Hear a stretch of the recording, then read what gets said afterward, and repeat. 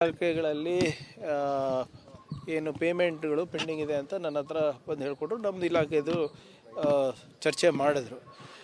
ನಾವು ಇರ್ಬೋದು ಅಥವಾ ಮಾನ್ಯ ಮುಖ್ಯಮಂತ್ರಿಗಳಿರ್ಬೋದು, ಸದನದಲ್ಲಿ ಇದ್ರ ಬಗ್ಗೆ ಆಗಲೇ ಕ್ಲಾರಿಫಿಕೇಷನ್ ಕೊಟ್ಟಿದ್ದಾರೆ. ಹಿಂದಿನ ಸರ್ಕಾರದಲ್ಲಿ ಅನುದಾನವನ್ನು ಮೀರಿ ಕೆಲಸಗಳನ್ನು ಕಾಮಗಾರಿಗಳನ್ನು ಅನುಮೋದನೆ ಮಾಡಿದ್ದಾರೆ. 100 ರೂಪಾಯಿ ಇದ್ದರೆ 10,000 ರೂಪಾಯಿ ತನಕ ಇವರು ಕೆಲಸಗಳನ್ನು ಕೊಟ್ಟಿದ್ದಾರೆ. ಅವೈಜ್ಞಾನಿಕವಾಗಿ ಮಾಡಿದ್ದಾರೆ. ಆವಾಗ ಸರ್ಕಾರ ಸ್ಥಿರ ಇರಲಿಲ್ಲ. ಸೊ ಯಾರ್ಯಾರಿಗೆ ಮನವೊಲಿಸ್ಬೇಕಾಗಿದ್ದಾರೆ ಅದು ಯಾರ್ಯಾರಿಗೆ ಬೇಕಾದರೆ ಅದು ಯಾವುದೋ ಒಂದು ಹೊಸ ಹೆಡ್ ಆಫ್ ಅಕೌಂಟ್ ಥರ ಸೃಷ್ಟಿ ಮಾಡಿಬಿಟ್ಟು ಕೊಟ್ಟಿದ್ದಾರೆ. KRIDLನಲ್ಲಿ ನಮ್ಮದು FD ಏನು ಇದೆ, ಫೈನಾನ್ಸ್ ಡಿಪಾರ್ಟ್ಮೆಂಟ್ ಅವ್ರ ವಿರೋಧ ನಡುವೆ ಕೂಡ 1,000 ಕೋಟಿ ರೂಪಾಯಿ ತೊಗೊಂಡುವಂಥ ನಿರ್ದೇಶನ ಇತಿಹಾಸದಲ್ಲಿ ಮೊದಲನೇ ಸರಿ ಆಗಿದೆ. ಇವರು ಸಾಲ ಮಾಡಿ BJPಯವರು ತುಪ್ಪ ತಿಂದಿದ್ದಾರೆ. ಆ ಸಾಲದ ಬಡ್ಡಿಯನ್ನು ನಾವು ಕಟ್ತಾ ಇದ್ದೀವಿ. ಅದಕ್ಕೆ ಏನೇನು ದಾಖಲೆಗಳು ಬೇಕು ಅದೆಲ್ಲನೂ ಕೂಡ 1-2 ದಿನದಲ್ಲಿ ತಮ್ಮ ಮುಂದೆ ನಾನು ಇಡ್ತೀನಿ, ನಮ್ಮ ಇಲಾಖೆದು. ಮತ್ತು ಇಡೀ ಫೈನಾನ್ಸ್ ಡಿಪಾರ್ಟ್ಮೆಂಟ್ದು ಈಗಾಗಲೇ ಮಾನ್ಯ ಮುಖ್ಯಮಂತ್ರಿಗಳು ಹಿಂದಿನ ಬಜೆಟ್ನಲ್ಲೇ ಅವ್ರು ಹೇಳಿರೋದು, ಎಷ್ಟು ಆಲ್ಮೋಸ್ಟ್ 1,000 ಕೋಟಿ ರೂಪಾಯಿ ಬಿಲ್ಲನ್ನು ಪೆಂಡಿಂಗ್ ಇಟ್ಬಿಟ್ಟು ಇವ್ರು ಹೋಗ್ಬಿಟ್ಟಿದ್ದಾರೆ ಅಂತ. ಸೊ ಇದೇನು ಇವತ್ತು ಯಾಕೆ ಗುತ್ತಿಗೆದಾರರಿಗೆ ಸಮಸ್ಯೆ ಆಗ್ತಾ ಇದೆ ಅಂದರೆ, ಹಿಂದಿನ ಸರ್ಕಾರಗಳಲ್ಲಿ ಇವರು ಮನವೊಲಿಕೆಗೆ ಇವರೇನು ಕಾಮಗಾರಿಗಳು ಯಾವುದೇ ಅನುದಾನ ಇರಲಾರ್ದೆ ಇವರು ಹಾಸಿಗೆ ಇದ್ದಷ್ಟು ಕಾಲು ಚಾಚಬೇಕಾಗಿತ್ತು, ಆದರೆ ಅದು ಮಾಡಿಲ್ಲ ಇವರು. ಸೊ ಆದ್ದರಿಂದ ಅದನ್ನು ಪಡಿಸ್ತಾ ಇರೋದು ಈ ಸರ್ಕಾರ. ಪರಿಹಾರ ಏನಿಲ್ಲ. ಈಗ ನೋಡಿ, ಅದಕ್ಕೆ ತಕ್ಕಂಗೆ ನಾವು ಫೈನಾನ್ಸಸ್ ರಿಲೀಸ್ ಮಾಡ್ತಾ ಇದ್ದೀವಿ. ಈಗ ನಮ್ಮ ಇಲಾಖೆಯಲ್ಲಿ 1,000 ಕೋಟಿ ರೂಪಾಯಿಯನ್ನು ಹಿಂದಿನ ಸರ್ಕಾರ ಬಿಲ್ಗಳನ್ನು ನಾವು ಕೊಟ್ಟಿದ್ದೀವಿ. ಈಗ LOC ಬಗ್ಗೆನೇ ತಾವು ನೋಡ್ಬೋದಲ್ಲ, ಎಲ್ಲರೂ LOC ಬಗ್ಗೆನೇ ಮಾತಾಡಿ ಯಾವಾಗ ಅನುಮೋದನೆ ಆಗಿರೋದು ನೋಡಿ. ನಮ್ಮ ಸರ್ಕಾರದಲ್ಲಿ ಎಷ್ಟಾಗಿದೆ, ಅವ್ರ ಸರ್ಕಾರದಲ್ಲಿ ಎಷ್ಟಾಗಿದೆ. ನಮ್ಮ ಸರ್ಕಾರದಲ್ಲಿ ಅನುದಾನ ಎಷ್ಟಿದೆ ಅಷ್ಟೇ ನಾವು ಮಾಡಿರೋದು. ಏನೋ ಹೊಸ ಕಾಮಗಾರಿಗಳ ಅಪ್ರೂವಲ್ಲು ನಾವು ಸುಮ್ಮನೆ ಯಾರ್ದೋ ಮನವೊಲಿಸೋಕೆ ಹೋಗಿ ಅವೈಜ್ಞಾನಿಕವಾಗಿ ನಾವು ಯಾವುದೂ ಮಾಡಿಲ್ಲ. ಹಿಂದಿನ ಸರ್ಕಾರದಲ್ಲಿ ನಾನು ಹೇಳ್ದಂಗೆ 100 ರೂಪಾಯಿ ಇದ್ದಾಗ ಅದ್ರ 10 ಪಟ್ಟು ಇವರು ಅನುಮೋದನೆ ಕೊಟ್ಬಿಟ್ಟಿದ್ದಾರೆ. ಚುನಾವಣೆ ಬರ್ತಾ ಇದೆ, ಬಿಟ್ಟು ಹೋಗ್ತಾರೆ ಶಾಸಕರು ಅಂದ್ಬಿಟ್ಟು ಇವ್ರು ಮಾಡಿರೋದು. ಅವಾಗ ಸೀನಿಯಾರಿಟಿ ಮೇಲೆ ಬಿಲ್ ಮಾಡಬೇಕು ಅಂತ ಮುಖ್ಯಮಂತ್ರಿಗಳು ನಿರ್ದೇಶನ ಕೊಟ್ಟಿದ್ದಾರೆ. ಆದರೆ ಪತ್ರದಲ್ಲಿ ಬರೆದಿರೋದು ಆರೋಪ ಏನಂದ್ರೆ, ಸಚಿವರು ಯಾರು ಜ್ಯೇಷ್ಠತೆಯನ್ನು ಗುರುತಿಸ್ತಾರೆ ಅಂದ್ರೆ, ಯಾರು ಸೀನಿಯಾರಿಟಿ ಗುರುತಿಸ್ಕೊಡ್ತಾರೆ ಅಂಥವ್ರಿಗೆ ಬಿಲ್ ಆಗ್ತಾ ಇದೆ. ನೋಡಿ, ಅಂಥದ್ದು ಯಾವುದೇ ಹಾರ್ಡ್ ಆ್ಯಂಡ್ ಫಾಸ್ಟ್ ರೂಲು ಅಂತ ಇದು ಇಲ್ಲ. ಈಗ ಕೆಲವು ಸಂದರ್ಭದಲ್ಲಿ ಈಗ ಎಷ್ಟೊಂದು ಜನ ನಮ್ಮ ಗುತ್ತಿಗೆದಾರರು ನಮ್ಮ ಹತ್ರ ಬರ್ತಾರೆ. ಅವರ ಏನು ಹಾಸ್ಪಿಟಲ್ ಬಿಲ್ಗಳನ್ನು ತೋರಿಸ್ತಾರೆ, ಬ್ಯಾಂಕ್ ಸಾಲ ಮಾಡ್ಕೊಂಡಿರೋದು ತೋರಿಸ್ತಾರೆ. ಮಾನವೀಯತೆಯ ದೃಷ್ಟಿಯಿಂದ ಸ್ವಲ್ಪ ಮಟ್ಟಕ್ಕೆ ಮಾಡಿದ್ದು ಇರ್ಬೋದು ನಿರ್ದೇಶನಗಳು, ಇಲ್ಲ ಅಂತಿಲ್ಲ. ಅದು ಜ್ಯೇಷ್ಠತೆ ಪಟ್ಟಿಗೆ ಮ್ಯಾಕ್ಸಿಮಮ್ ಆಗುತ್ತೆ. ಯಾವುದೇ ಇಲಾಖೆ ಇರ್ಬೋದು. ನಮ್ಮ ಇಲಾಖೆನಲ್ಲೂ 75-85% ಬೇಸ್ಡ್ ಆನ್ ಏನೋ ಸೀನಿಯಾರಿಟಿ ಅಂತಲೇ ಇರ್ತದೆ. ಈಗ ಅಂಥದ್ದು ಕೆಲವು ಸಂದರ್ಭದಲ್ಲಿ ಇವಾಗ ಮಾನವೀಯತೆ ದೃಷ್ಟಿಯಿಂದ ನಾವು ಮಾಡಿರ್ತೀವಿ, ಅದನ್ನು ಬಹುಶಃ ಅದನ್ನು ಮಾಡಬೇಡಿ ಅಂದರೆ ಸ್ವಲ್ಪ ಕಷ್ಟ ಆಗುತ್ತೆ. ವಿವೇಚನಾ ಅಂತ ಏನಾದರೂ ಇರಬೇಕಲ್ಲ.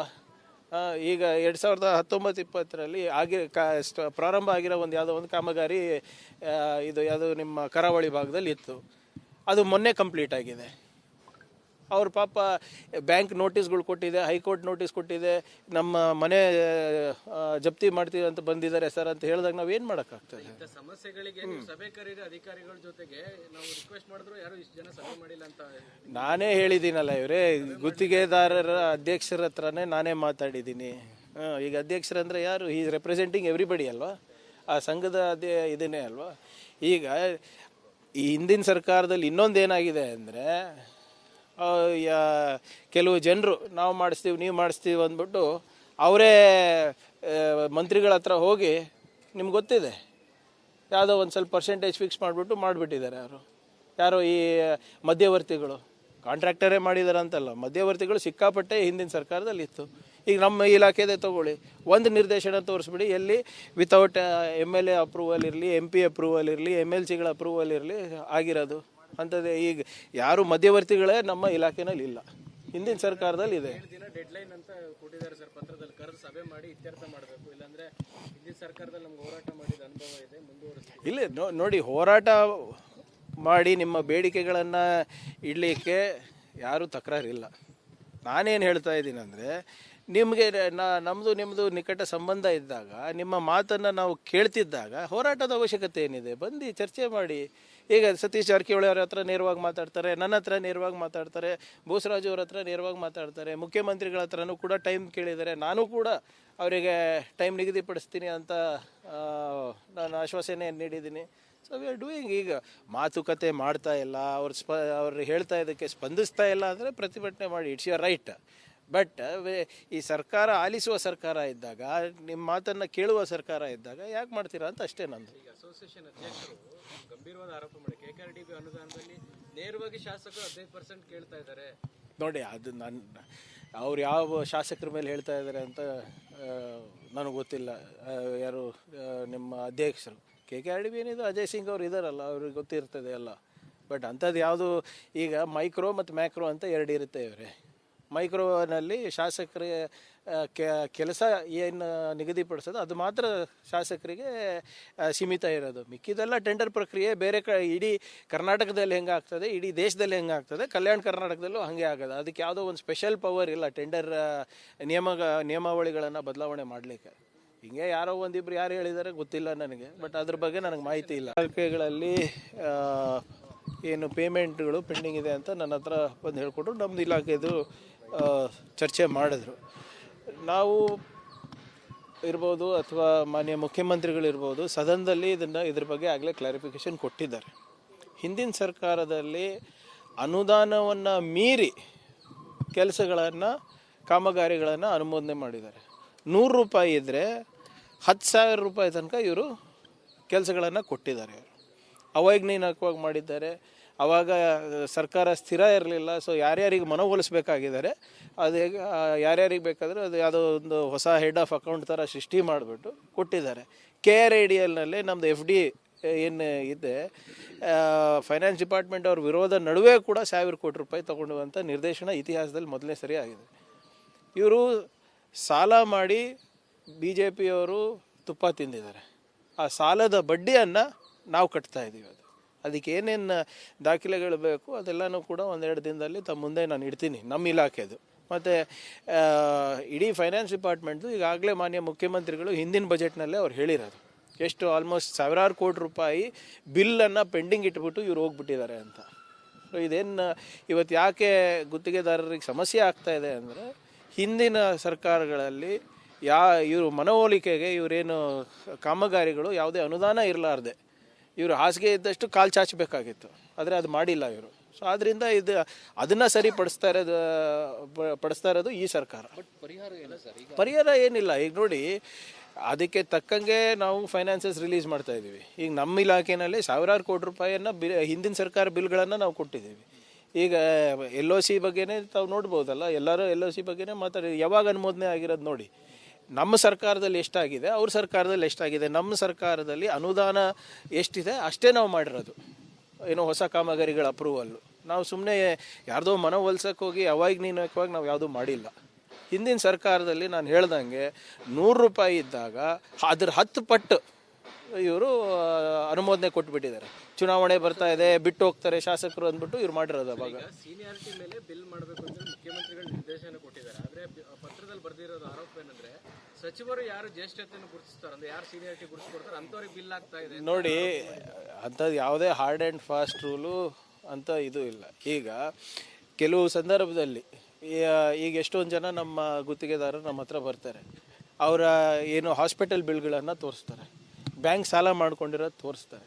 ಮಾನವೀಯತೆಯ ದೃಷ್ಟಿಯಿಂದ ಸ್ವಲ್ಪ ಮಟ್ಟಕ್ಕೆ ಮಾಡಿದ್ದು ಇರ್ಬೋದು ನಿರ್ದೇಶನಗಳು, ಇಲ್ಲ ಅಂತಿಲ್ಲ. ಅದು ಜ್ಯೇಷ್ಠತೆ ಪಟ್ಟಿಗೆ ಮ್ಯಾಕ್ಸಿಮಮ್ ಆಗುತ್ತೆ. ಯಾವುದೇ ಇಲಾಖೆ ಇರ್ಬೋದು. ನಮ್ಮ ಇಲಾಖೆನಲ್ಲೂ 75-85% ಬೇಸ್ಡ್ ಆನ್ ಏನೋ ಸೀನಿಯಾರಿಟಿ ಅಂತಲೇ ಇರ್ತದೆ. ಈಗ ಅಂಥದ್ದು ಕೆಲವು ಸಂದರ್ಭದಲ್ಲಿ ಇವಾಗ ಮಾನವೀಯತೆ ದೃಷ್ಟಿಯಿಂದ ನಾವು ಮಾಡಿರ್ತೀವಿ, ಅದನ್ನು ಬಹುಶಃ ಅದನ್ನು ಮಾಡಬೇಡಿ ಅಂದರೆ ಸ್ವಲ್ಪ ಕಷ್ಟ ಆಗುತ್ತೆ. ವಿವೇಚನಾ ಅಂತ ಏನಾದರೂ ಇರಬೇಕಲ್ಲ.